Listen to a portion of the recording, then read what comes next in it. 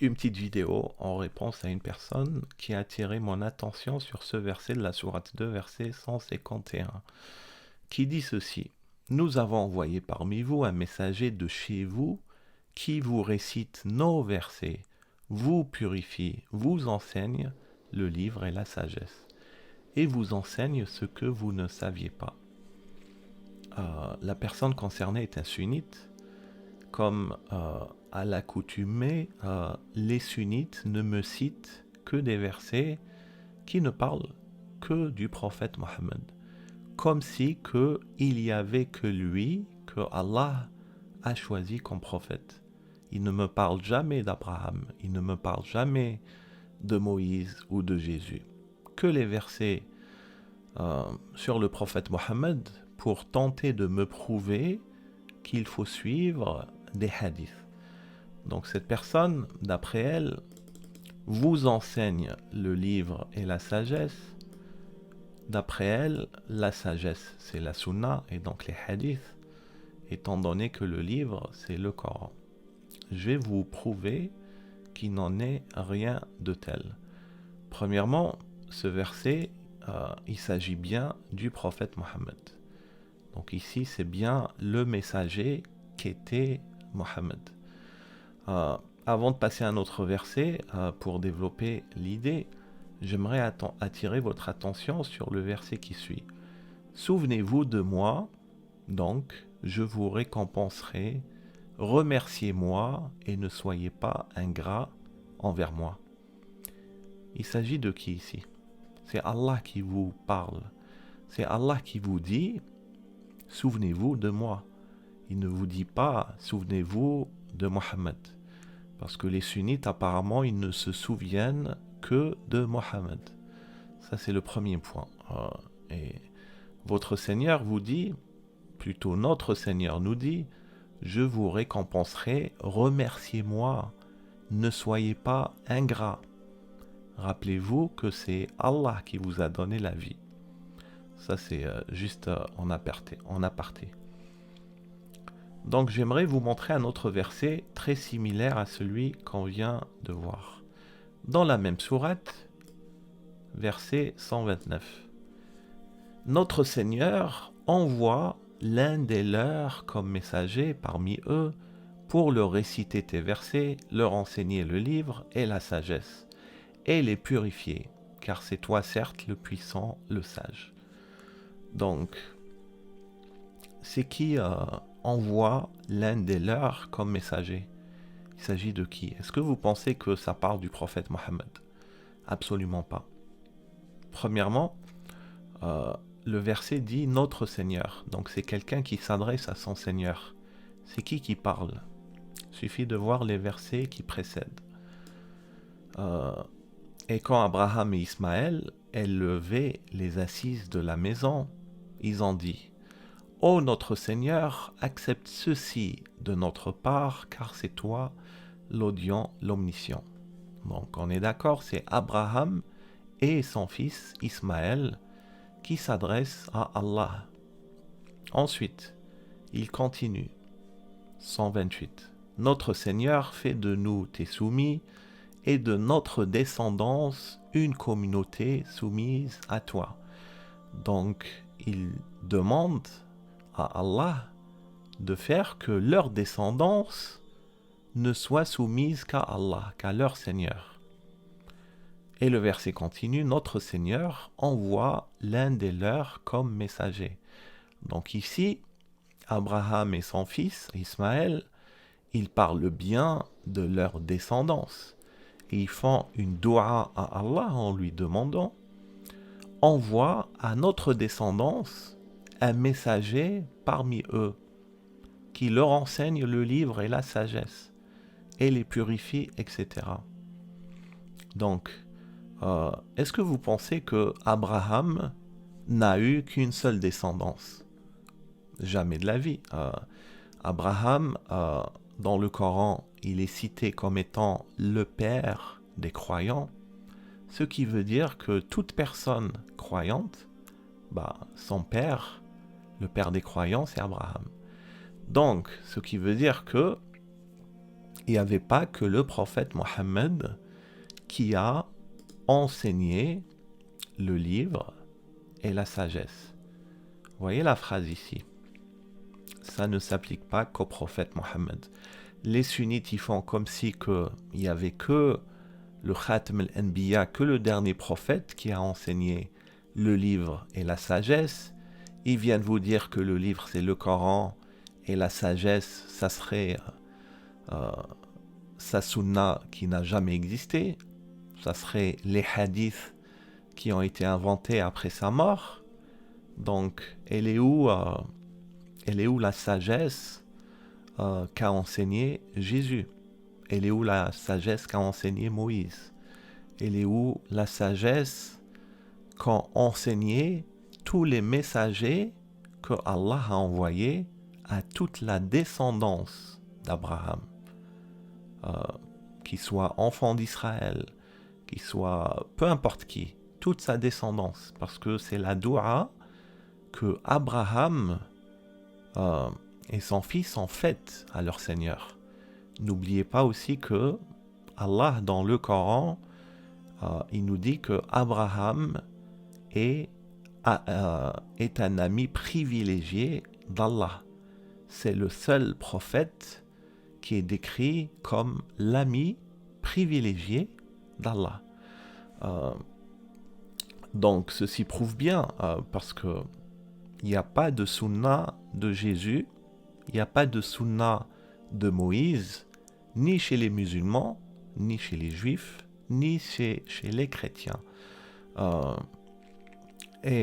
Donc la sunna, quand ils vous disent par exemple le livre et la sagesse, c'est le Coran et la sunna, c'est totalement faux.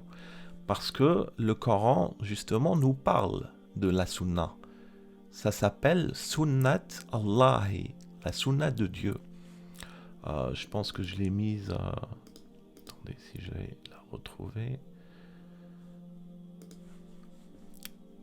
Je vais vous la montrer, la sourate 33, verset 62. Telle était la loi établie par Allah envers ceux qui ont vécu auparavant, et tu ne trouveras pas de changement dans la loi d'Allah. La loi d'Allah, ce qui est traduit par la loi d'Allah, en réalité, en arabe, c'est la sunna. Je vais ouvrir le verset 33,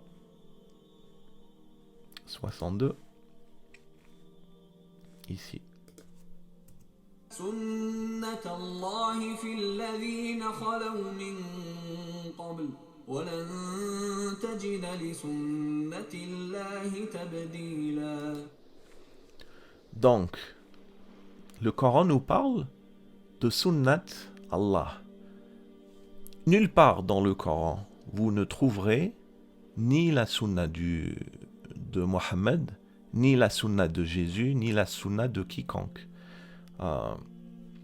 Parce que Allah nous dit que c'est la sunna d'Allah qui s'est appliquée à eux.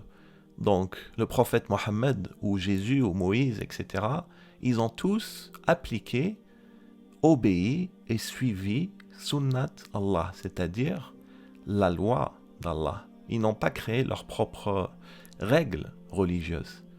Et d'ailleurs, pour info, dans le Coran, Allah nous dit que si le prophète Mohammed avait inventé quoi que ce soit, Allah lui aurait tranché la horte et nul n'aurait pu lui servir de rempart. Qu'est-ce que ça veut dire? Ça veut dire que Allah nous garantit que le prophète Mohammed n'a pas inventé de sunnah. Et il nous dit que c'est-à-dire c'est très grave qu'il lui aurait tranché la horte. Ça, c'est la façon que Allah nous garantit que son messager n'a rien inventé. Donc quand quelqu'un vient vous voir aujourd'hui et qu'il vous dit si, la sunna du prophète, ça existe, ça contredit le Coran, ça contredit la parole d'Allah, et ça n'aurait pas pu exister, parce que si ça avait existé, le prophète, vous ne l'auriez jamais connu, puisque Allah lui aurait tranché la horte puisque la promesse d'Allah est véridique. Et par ailleurs, le prophète Mohammed, le moindre respect qu'on peut lui donner, c'est pas de dire sur lui des mensonges en prétendant qu'il a une sunna parallèle à celle d'Allah. C'est-à-dire, imaginez-vous ceci. Si le prophète Mohammed avait une sunna, donc Allah vous parle de sa sunna, sunnat Allah, qui s'est appliquée à toutes les générations du passé, et vous avez un messager qui vient vous dire moi aussi j'ai ma sunna. Ça ne peut pas exister. Donc, si ça existe, c'est que c'est faux, c'est que c'est inventé, c'est que c'est la ruse du diable. Voilà. Ensuite, qu'est-ce que je voulais vous dire également? Ouais, donc je voulais... revenons au verset 129. Donc, on est d'accord que Abraham a fait une doua et que Allah a envoyé plusieurs messagers qui ont guidé la descendance... pas qui ont guidé. Plusieurs messagers qui sont venus avertir, enseigner le livre et la sagesse à la descendance d'Abraham. Donc, j'ai perdu le fil là du coup. Qu'est-ce que je voulais vous dire? Le renseigner le livre et la sagesse. Ouais. Donc, voilà le point important. Donc, les messagers qui sont venus, question, est-ce qu'ils sont venus? Est-ce que vous avez reçu des messagers envoyés par Allah qui sont venus à vous pour vous réciter les versets d'Allah ou pour vous enseigner le livre et la sagesse? Est-ce que Moïse est venu vous enseigner la Torah et la sagesse? Est-ce que Jésus est venu vous enseigner l'Injil et la sagesse? Est-ce que vous avez connu le prophète Mohammed? Est-ce que vous avez vécu avec lui et il est venu vous réciter le Coran et vous enseigner le livre et la sagesse? Vous m'avez compris, Allah ne les a pas envoyés à nous qui vivons en 2022. Les prophètes ne vivent pas aujourd'hui en 2022. Ils ne sont pas venus nous réciter les versets d'Allah. Allah les a envoyés à leur peuple respectif, au peuple du passé. Donc, c'est à des peuples du passé que ces versets s'adressent. Donc, ces versets, en réalité, c'est un récit. C'est Allah qui nous informe de ce qui s'est passé dans le passé. Vous ne pouvez pas avoir des gens qui viennent aujourd'hui, ils vont écrire des livres, des faux messagers, par exemple, comme Bukhari ou d'autres imams, parce que Bukhari n'est que le plus connu, il y a eu des dizaines d'imams comme lui. Vous ne pouvez pas avoir des gens qui viennent après la mort du prophète, 200 ans, Bukhari est venu 200 ans après la mort du prophète, il écrit un livre, et ensuite les gens ils viennent vous dire l'enseignement du messager d'Allah, tu vas le trouver dans le Sahih al-Bukhari, ou chez tel imam, ou chez tel autre imam, etc. Pas du tout. Qu'est-ce que ce verset dit? C'est les messagers d'Allah, que Allah a agréés, que Allah a choisis. C'est eux qui ont enseigné le livre et la sagesse à leur peuple respectif. Allah n'a pas dit que c'est d'autres personnes qui vont venir après, qui vont se prétendre de mes messagers et qui vont vous enseigner, sinon on ne va pas en finir. Hein. Il suffit de... N'importe qui va écrire un livre, les gens se mettent d'accord, on va le reconnaître, ok, c'est lui qui enseigne. Non. Allah a dit, c'est ces messagers qui enseignent, c'est ces messagers qui ont récité. Et on sait que c'est vrai, parce que le prophète Mohammed, comment il a transmis le Coran? Il l'a récité aux gens justement. il l'a récité de sa bouche. Et en plus, les sunnites, ils viennent vous dire qu'il était illettré, qu'il ne savait ni lire ni écrire. Donc, il devrait reconnaître que il l'a récité. Il n'a fait que le réciter. Ensuite, donc voilà. Donc il s'agit des messagers d'Allah. Ne laissez pas les gens vous faire croire que c'est des gens qui n'ont pas été agréés par Allah, qui sont venus après les messagers, qui vont vous donner cet enseignement. Non. Et par ailleurs, il y a un verset du Coran qui dit que Allah a assigné des ennemis à chaque prophète. Des ennemis parmi les djinns et les hommes qui inventent des mensonges et propagent des conjectures. Allah nous dit dans le Coran, laisse-les donc avec ce qu'ils inventent. Donc des gens, à chaque prophète, que ce soit Jésus, Moïse, le prophète Mohammed, etc., ils viennent après leur mort et ils inventent des choses. C'est ça que vous retrouvez dans les hadiths, puisqu'ils sont totalement contradictoires avec la parole d'Allah. Et puis, pour finir, je voulais juste attirer votre attention sur, regardez, Sourate 96, lis au nom de ton Seigneur qui a créé l'homme d'une adhérence, lis ton Seigneur est le très noble qui a enseigné par la plume, a enseigné à l'homme ce qu'il ne savait pas. En arabe, allama al-insana ma lam ya'lim. Donc, Allah vous dit que c'est lui qui a enseigné à l'homme ce qu'il ne savait pas. Dans l'autre verset,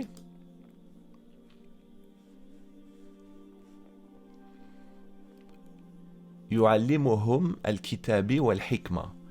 En parlant de ces messagers, leur enseigner le livre et la sagesse. Donc, vous avez d'une part des messagers d'Allah qui enseignent le livre et la sagesse, vous avez qui ont enseigné, parce que vous n'avez pas connu le prophète Mohammed, donc ils ont enseigné au passé, et vous avez Allah qui vous dit qu'il a enseigné, allama al-insan. Donc, c'est qui est le vivant aujourd'hui? C'est Allah qui est le vivant ou c'est les prophètes qui sont vivants? C'est qui a le plus de chance de vous enseigner quoi que ce soit? Est-ce celui qui a appris à l'homme ce qu'il ne savait pas, le tout-puissant, le capable de toutes choses? Ou est-ce que ceux qui peuvent vous enseigner, c'est des messagers qui sont dans leur tombe aujourd'hui? C'est une bonne question, non? Donc, celui qui enseigne, c'est Al-Hayyu, c'est Allah. Si vous pensez que, par exemple, si quelqu'un pense que non, c'est pas Allah qui enseigne, c'est ses messagers, c'est que vous êtes en train de mettre des morts avant Allah, votre créateur, qui est le vivant. C'est que vous supposez que Allah, il est comme impuissant, malgré qu'il est le vivant, et que ces messagers qui sont morts, eux peuvent vous enseigner. Parce que, à la limite, même Bukhari, même ceux qui suivent des hadiths de Bukhari, Bukhari, il est mort. Qu'est-ce qu'il va vous enseigner, Bukhari? Qu'est-ce que les prétendus savants sunnites peuvent vous enseigner? Ils n'ont que leur livre. Vous ne trouverez que le livre de Bukhari. Ça s'appelle le Sahih al-Bukhari. Comme vous allez trouver le Saint Coran, Al-Qur'an al-Karim, le livre d'Allah. Donc, qui pensez-vous va vous enseigner? Bukhari ou Allah? Où est-ce que vous pensez vous allez acquérir la science? dans le livre d'Allah, le Tout-Puissant, qui connaît le passé comme le futur, qui a envoyé ce livre justement pour guider l'homme et enseigner à l'homme ce qu'il ne sait pas? Ou vous pensez que c'est Bukhari, qui n'a fait que regrouper des handis des gens et faire une sélection de son propre point de vue, sans même connaître le prophète? La réponse est claire. Donc, voilà. Donc, je vais conclure sur ça. Et puis, voilà. Merci de m'avoir écouté. Et à la prochaine.